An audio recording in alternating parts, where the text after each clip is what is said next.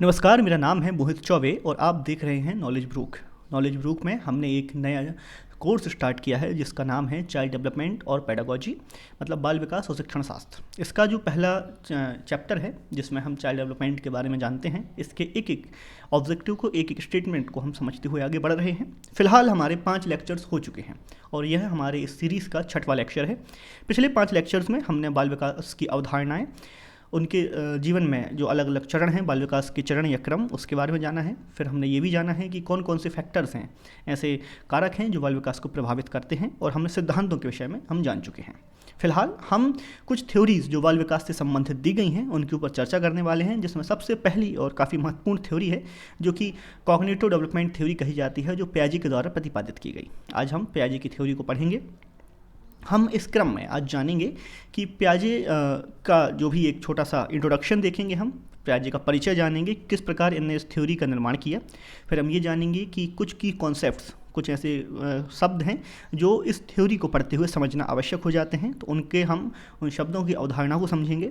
फिर हम आगे बढ़ेंगे तो पियाजे ने जो 4 स्टेजेस में इस थ्योरी को समझाया है उस पे आएंगे, और उसके बाद सबसे लास्ट में क्रिटिसिज्म और फिर एजुकेशनल इम्प्लीमेंटेशन, मतलब वर्तमान शिक्षण पद्धति में इसका किस प्रकार से उपयोग किया जा रहा है पियाजे की अवधारणा का, इस पर चर्चा करेंगे। आप यहाँ मेरी प्रोफाइल देख सकते हैं। चलिए सबसे पहले हम जीन पियाजे के जीवन के बारे में एक छोटा सा इंट्रोडक्शन लेते हैं। तो यह एक स्विस मनोवैज्ञानिक या फिर स्विस साइकोलॉजिस्ट थे।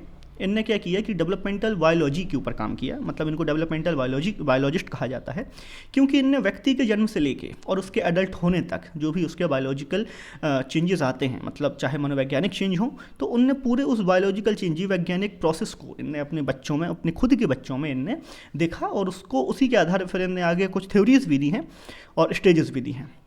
इनका जो काम था वह था मुख्य रूप से स्टेजेस या फिर चरण पर आधारित था, कि व्यक्ति एक उम्र के उस चरण तक ये अर्जित कर लेगा, और अगले चरण में उसके कुछ जो नए फैक्ट होंगे वो जुड़ते जाएंगे जीवन में।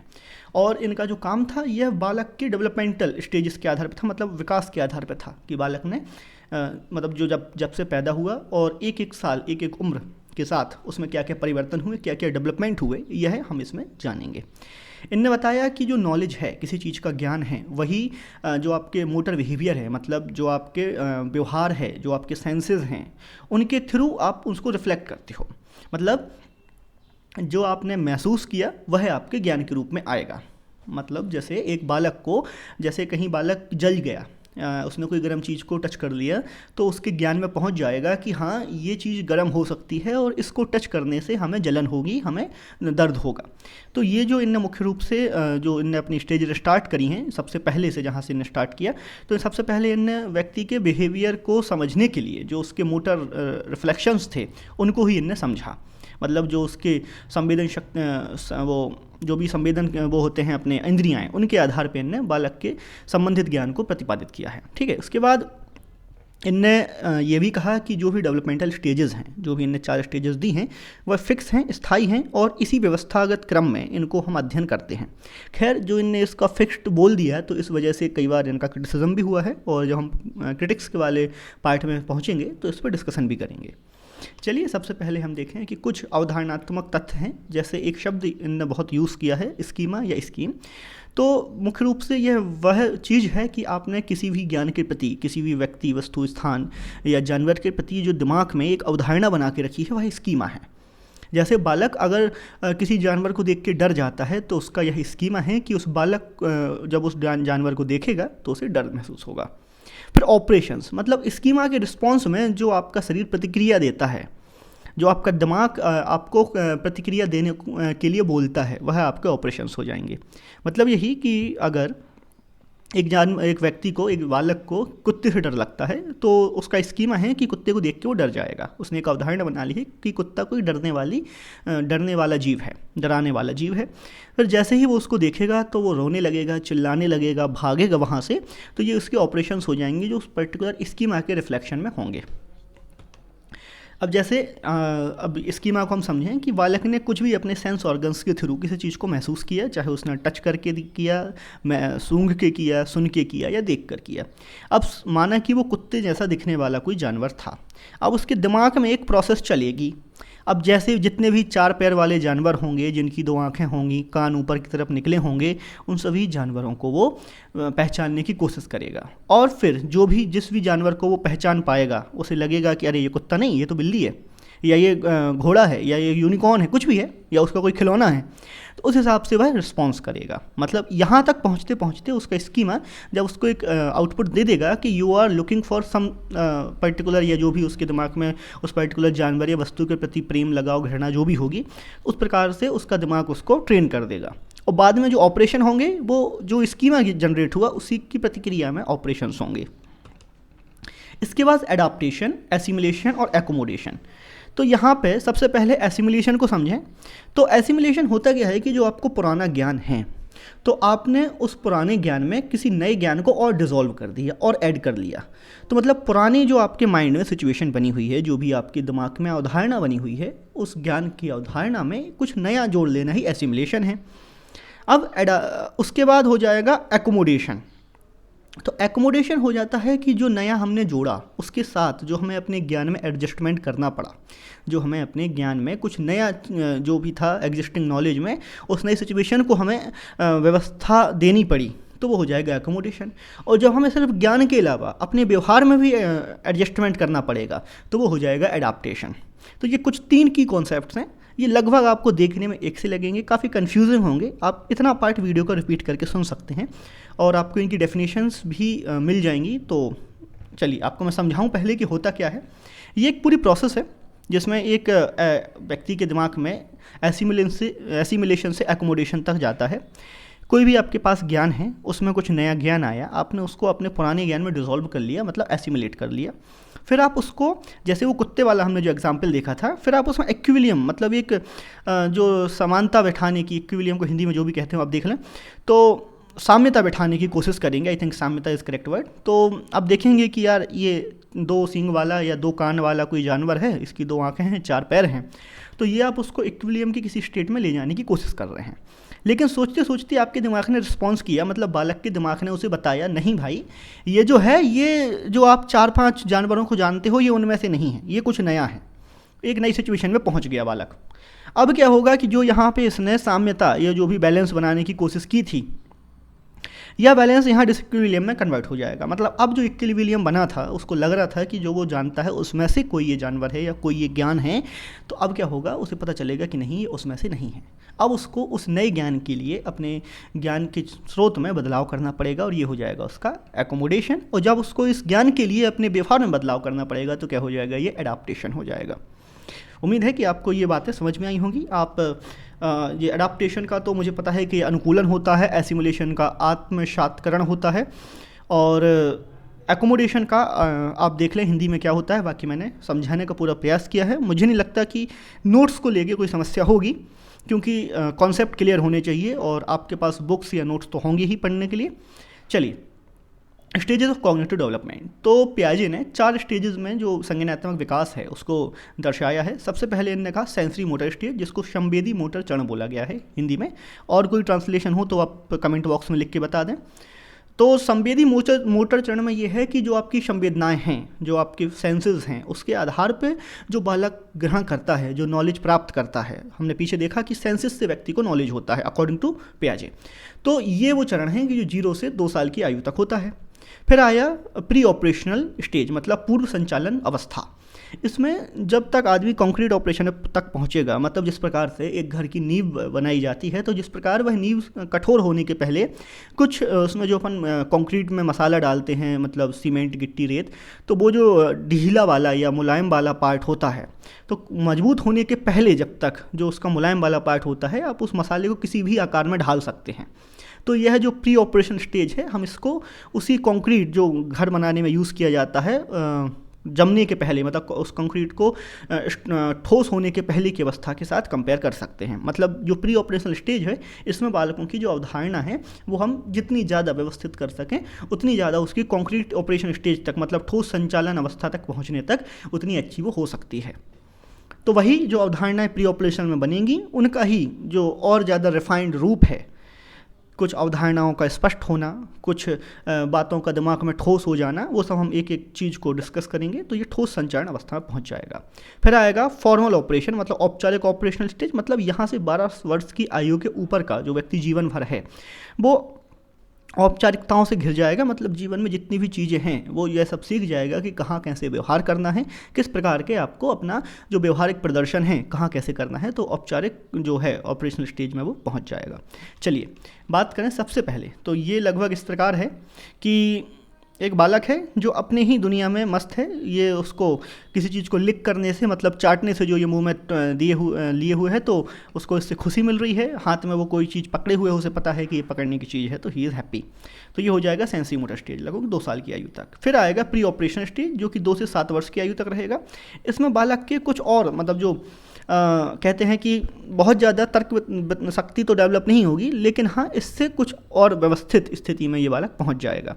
फिर कॉन्क्रीट ऑपरेशन स्टेज में, यहाँ पे जो ये प्री ऑपरेशन स्टेज में गलतियाँ करता था या जो अवधारणाएं क्लियर नहीं थी उनको थोड़ा सा तार्किक नज़रिए से वो देखने लगेगा। और जो फॉर्मल ऑपरेशन स्टेज में यह लगभग एडल्टहुड की तरफ जाने लगेगा और समाज में व्यवस्थित ढंग से रहना और ये जानना कि हाँ भाई क्या सही है, क्या भरा है, क्या खाली है। यहाँ पे व्यक्ति को सिर्फ ज़्यादा कम नज़र आ रहा है। यहाँ पे ये जो बालक है, आप अगर इस फोटो को थोड़ा सा इस स्टडी करें कि ये फ़ोटो कहना क्या चाहती है, तो यहाँ इसको ये लग रहा है कि ये जो पानी है, मतलब यहाँ जो प्री ऑपरेशनल स्टेज है, यहाँ बालक को लगेगा कि जो बड़ी चीज़ है उसमें ज़्यादा पानी आएगा बड़े गिलास में। लेकिन यहाँ पे इसको पता है कि ये गिलास का वॉल्यूम सेम है, सिर्फ लेंथ अलग अलग है, तो पानी की क्वांटिटी सेम है। लेकिन अब ये सोच रहा है कि हाँ कितना पानी एम्प्टी है, कितना पानी, मतलब कितना गिलास एम्प्टी है और कितना गिलास फुल है।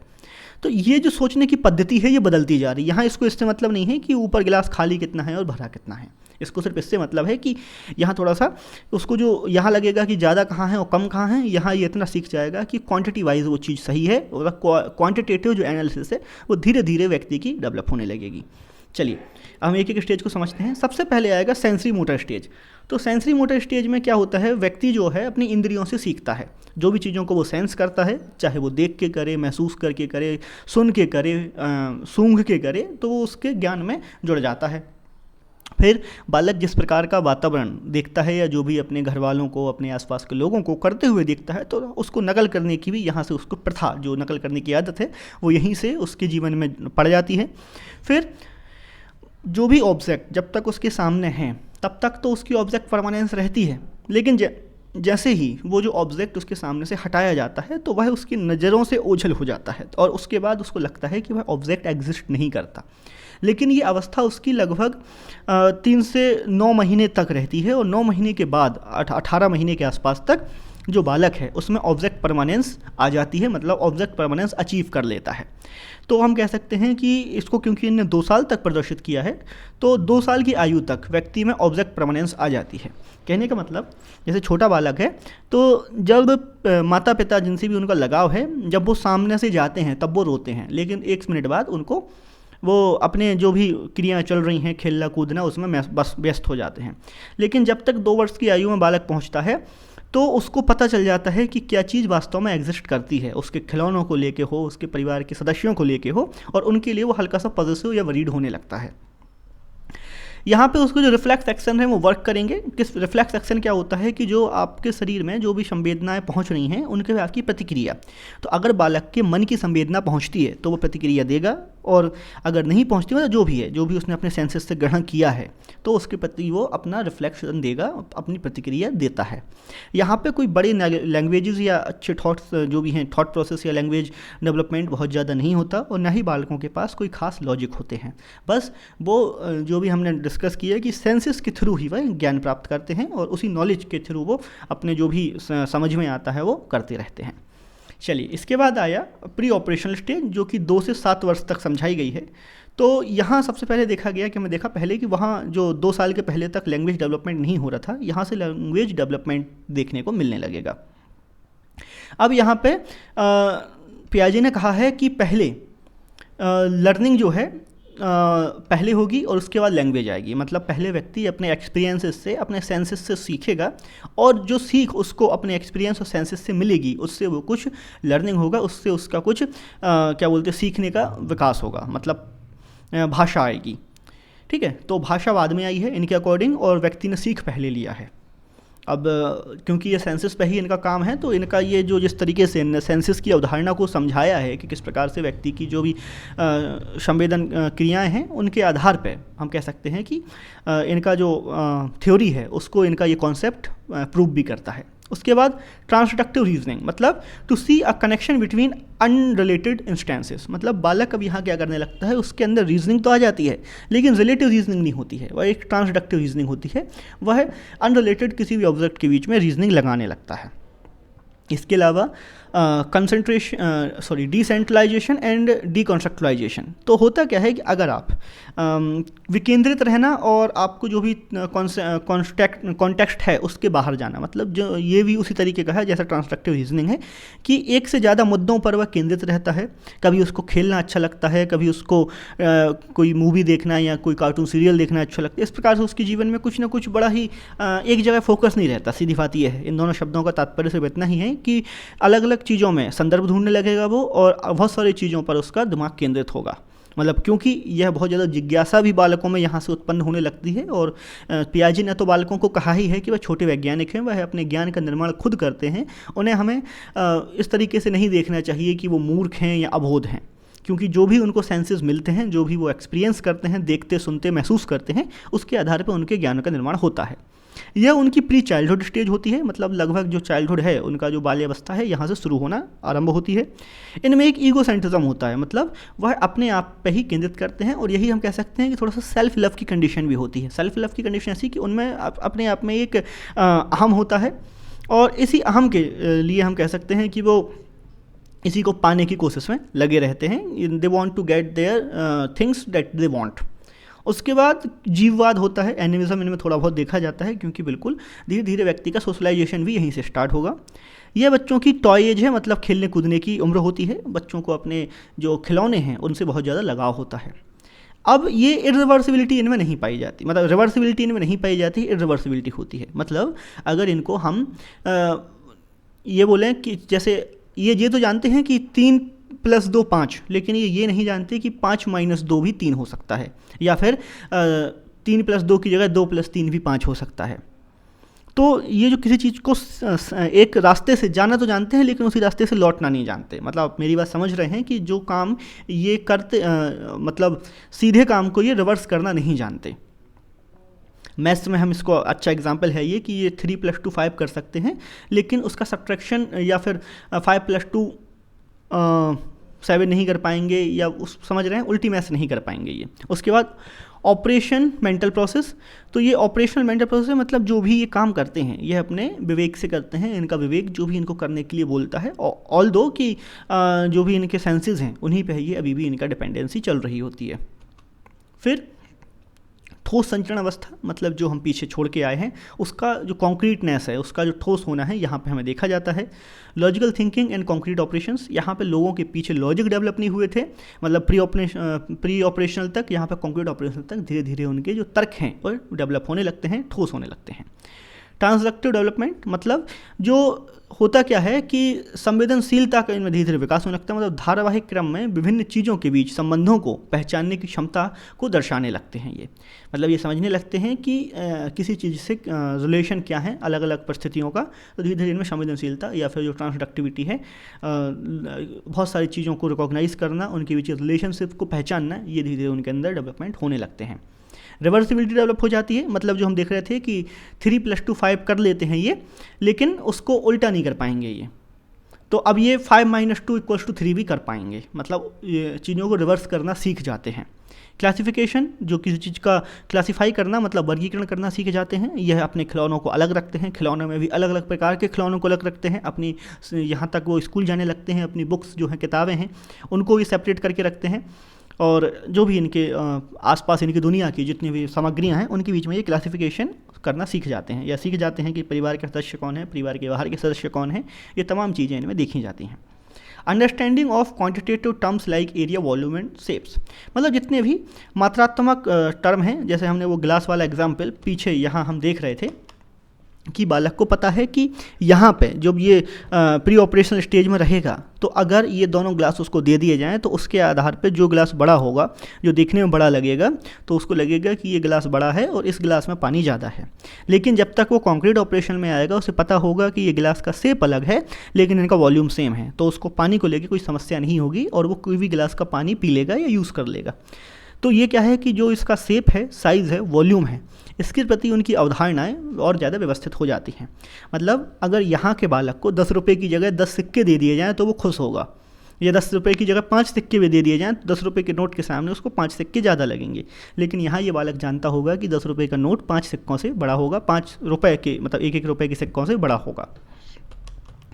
तो इस प्रकार अब और क्या होगा, सीरिएशन, मतलब किसी भी चीज़ को क्रमबद्ध तरीके से जोड़ना, लगाना बालक को आ जाएगा। मतलब अब वो जान जाएगा कि किस प्रकार से क्रमबद्ध तरीके से लगाना है। उसे पता होगा कि 1 के बाद 2 के बाद 3 के बाद 4 आता है।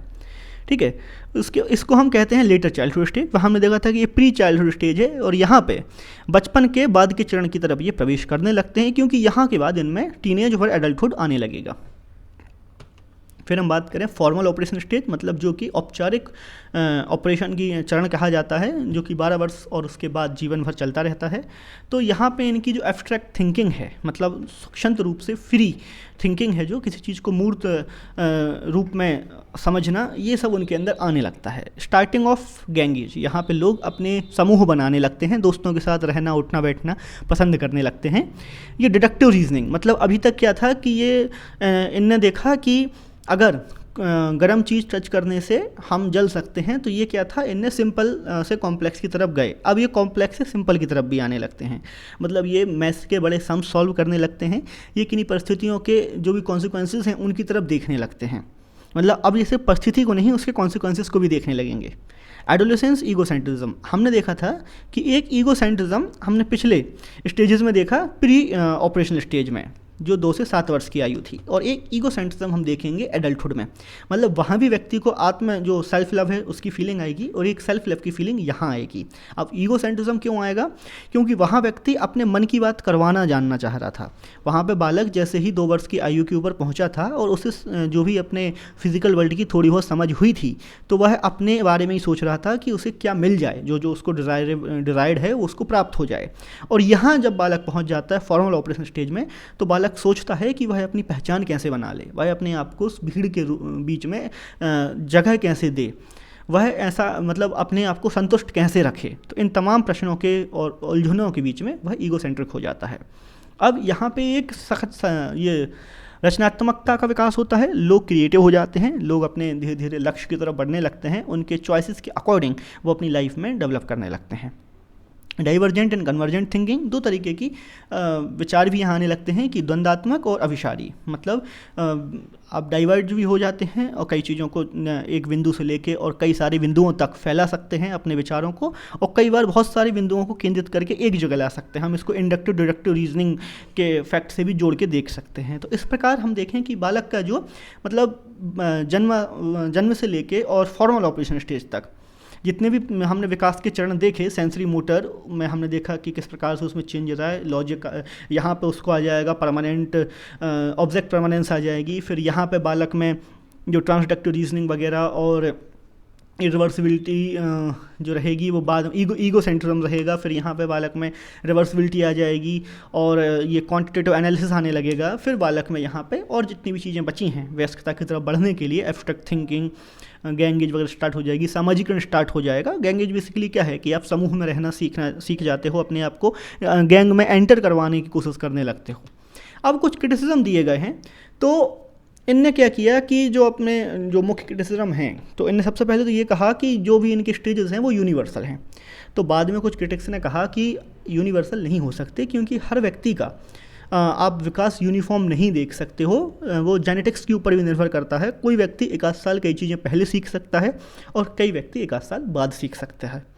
इनने कहा कि वो जो स्टेजेस हैं वो एक से दूसरे में चेंज होती हैं, मतलब इन्हें स्टेजेस की बात की।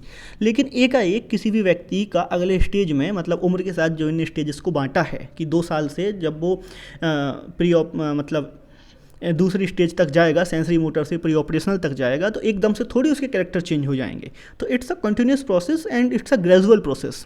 Slowly and gradually the person, मतलब जो धीरे से और चरणबद्ध तरीके से बालक एक स्टेज से दूसरी स्टेज में एंटर करेगा। तो इस पर भी क्रिटिक्स हुए कि आपने जो एकदम से इंस्टेंट शिफ्ट नहीं हो सकता, मतलब तुरंत ही एकदम से कोई व्यक्ति के चरित्र का बदलाव नहीं हो सकता। तो इसके ऊपर भी क्रिटिसिज्म हुआ, इनके स्टेजेस के ऊपर भी। फिर कहा गया कि जो कॉग्निटिव डेवलपमेंट है ये कंटिन्यूस प्रोसेस है, मतलब संज्ञानात्मक विकास एक निरंतर फैशन में, एक निरंतर तरीके से चलने वाला और बढ़ने वाला क्रम है। एक गुणात्मक छलांग में इतना अधिक नहीं होता, मतलब जो भी हम कहें कि एकदम से जो क्वालिटेटिव डेवलपमेंट है एकदम से नहीं होगा, जबकि जो हम कहें कि क्वांटिटेटिव एक्यूमुलेशन, उनमें धीरे धीरे छोटी छोटी सी चीज़ों का एक्यूमुलेशन होने लगेगा, छोटी छोटी सी क्वांटिटी में वो समाज में आगे बढ़ने का, या हर चरण के आधार पर जो भी गुण ने बताए हैं उनको सीखने का उनका क्रम चलता रहेगा। वही जो मैंने पीछे बात करी कि स्टेजेस को क्रिटिसाइज़ किया गया। फिर एक बात और थी कि इनने जो काम किया था वह अपने खुद के बच्चों के ऊपर किया था, जो इनके 3 बच्चे थे। तो ये कहा जाता है कि हो सकता है कि इनके जो ऑब्जर्वेशंस हैं वो पार्शियल हों, मतलब इनके जो इन बातें कही हैं वह हो सकता है कि किसी प्रकार से पक्षपात से ग्रस्त हों। तो पक्षपात का भी सवाल इनके ऊपर उठता है। फिर कुछ और महत्वपूर्ण बातें कि जो इनकी थ्योरी है उसका जो एजुकेशनल इम्प्लीमेंटेशन क्या है, कि वर्तमान शिक्षा में किस प्रकार से यह महत्वपूर्ण है। तो क्योंकि इनने विकास के विभिन्न चरणों को बताया है, तो उसी के अनुसार कि जिस चरण में व्यक्ति का जिस क्रम में विकास होता है, तो जो भी करिकुलम या जो भी सिलेबस बनाया जाता है तो वर्तमान में उसको ध्यान में रख के बनाया जा सकता है, और इसका इम्प्लीमेंटेशन भी पार्शियल या फुली कहीं कहीं जैसी आवश्यकता है वैसा किया जाता है। जैसे इनने बच्चे पर केंद्रित होकर बात की। इन्होंने कहा कि बच्चा जो खुद है वह खुद अपने आप में डिस्कवरर है, वह एक लिटिल साइंटिस्ट है, वह खुद खोज करता है। तो चाइल्ड सेंटर्ड एजुकेशन जैसे जो कॉन्सेप्ट हैं जो वर्तमान नेशनल करिकुलम फ्रेमवर्क का हिस्सा हैं, और इंक्लूसिव एजुकेशन जैसे जो कुछ चीज़ें हैं, उनको हम अगर थोड़ा सा एनालिटिकल वे में, मतलब अगर विश्लेषण करके देखें तो वो पियाजे की अवधारणा को टच करते हैं, महसूस कराते हैं। इनने कहा कि एक बैलेंस टीचिंग होनी चाहिए, संतुलित शिक्षण होना चाहिए, मतलब बालक को समझते हुए, बालक के सेंसेस को समझते हुए, उसके ज्ञान को समझते हुए जो शिक्षण है वह क्रमबद्ध तरीके से, और बालक जो मतलब व्यवहार में अर्जित करता जा रहा है तमाम चीज़ों को, उसके अनुसार होना चाहिए। इनने कहा कि छात्रों को सुविधाएं मिलनी चाहिए कि वह अपनी जो भी मानसिकता है, अवधारणा है, वह बाहर ला सकें और लोगों के बीच उसको डिस्कस कर सकें। इन्होंने कहा the maturation level of the student should be recognised, मतलब जिस क्रम में, जिस उम्र में, जिस अवस्था में बालकों में जितनी परिपक्वता का विकास हुआ है उसको भी लोगों को समझना चाहिए और मान्यता देनी चाहिए। इन्होंने कहा कि जो सक्रिय शिक्षण है वह प्रदान किया जाना चाहिए, मतलब बालकों को जितना ज़्यादा कॉन्क्रीट चीज़ों से अवगत कराया जाएगा उतना ज़्यादा उनमें डेवलपमेंट होगा। अगर हम बालक से कहें कि कार चलती है और अगर हम बालक को कार दिखा दें चलते हुए, तो वह कार का सचित्र वर्णन कर पाएंगे, साथ ही उनके दिमाग में कार को लेके एक बेहतर अवधारणा होगी। यह कहा भी जाता है कि जो ऑडियो विजुअल एड्स हैं, जो हम उनको किसी चीज़ की कंक्रीट लर्निंग दे सकें, कंक्रीट एग्जाम्पल दे सकें, तो उससे बालकों के शिक्षण में, जो बालकों का अधिगम है, मतलब लर्निंग प्रोसेस है, उसमें एक अच्छा डेवलपमेंट हो सकता है। तो ये तमाम चीज़ें हम इनके जो भी कॉन्सेप्ट थे, जो इनकी 4 पार्ट थे, 4 स्टेजेस थे, उनके आधार पर ये निकाल के कह सकते हैं कि पियाजे की अवधारणा का एजुकेशन इम्प्लीमेंटेशन है। चलिए, धन्यवाद ये पूरा लेक्चर देखने के लिए। और अभी आप अगर पहली बार इस चैनल पर आए हैं तो कृपया इसको लाइक शेयर सब्सक्राइब करें, और जितने भी आगे वीडियो हैं वो, ताकि आपको उनका नोटिफिकेशन मिल सके। और अगर आपको ये वीडियो अच्छा लगता है तो लाइक ज़रूर करें, और अगर आप कुछ सुधार चाहते हैं या आपके कुछ सुझाव हैं तो वह भी हमें ज़रूर कमेंट बॉक्स में लिखें। धन्यवाद, देखते रहिए नॉलेज ब्रूक, और आपके साथ यह कोर्स कंटिन्यू रहेगा। और थैंक यू सो मच।